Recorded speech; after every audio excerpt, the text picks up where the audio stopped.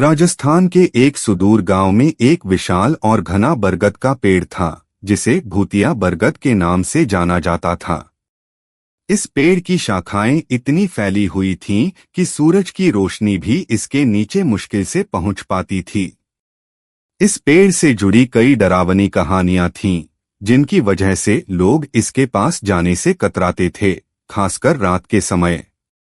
कहा जाता है कि कई साल पहले इस पेड़ के नीचे एक पंडित ने तपस्या की थी। उनकी तपस्या को एक तांत्रिक ने तोड़ने की कोशिश की, जिससे दोनों के बीच भयानक झगड़ा हुआ। तांत्रिक ने अपने काले जादू से पंडित को मार दिया और पेड़ के नीचे अपने तंत्र मंत्र का अड्डा बना लिया। लेकिन कहते हैं, पंडित की आत्मा ने उस तांत्रिक को भी खत्म कर दिया। तभी से यह पेड़ अभिशप्त हो गया। गांव वालों का कहना था कि रात के समय पेड़ से अजीब अजीब आवाजें आती थीं। कभी किसी औरत के रोने की आवाज, कभी किसी बच्चे के हंसने की आवाज। कई बार लोग पेड़ के पास परछाइयां देखते थे, जो हवा में तैरती हुई प्रतीत होती थीं।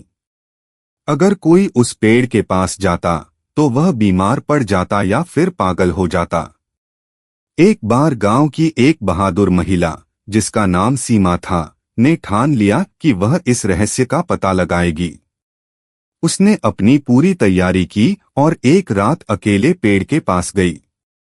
शुरुआत में सब कुछ शांत था, लेकिन जैसे ही उसने पेड़ के पास जाकर माचिस जलाई, अचानक चारों ओर से ठंडी हवा चलने लगी। पेड़ की शाखाएं अजीब तरह से हिलने लगीं, जैसे किसी के हाथ हों। सीमा ने पेड़ के चारों ओर एक परछाई को घूमते देखा। वह डर से कांपने लगी, लेकिन उसने हिम्मत नहीं हारी। तभी पेड़ से एक चीख निकली और सीमा बेहोश हो गई। अगले दिन सुबह गांव वालों ने उसे पेड़ के नीचे पाया। सीमा ने बताया कि पेड़ में किसी की आत्मा बंधी हुई है, जो उसे मुक्त करने के लिए रो रही थी। आज भी उस बरगद के पेड़ को भूतिया माना जाता है। गांव वाले वहां पूजा करते हैं और किसी को भी रात के समय वहां जाने से मना करते हैं। यह पेड़ डर और रहस्य का प्रतीक बन गया है, जिसकी कहानी गांव के हर बच्चे और बुजुर्ग की जुबान पर है।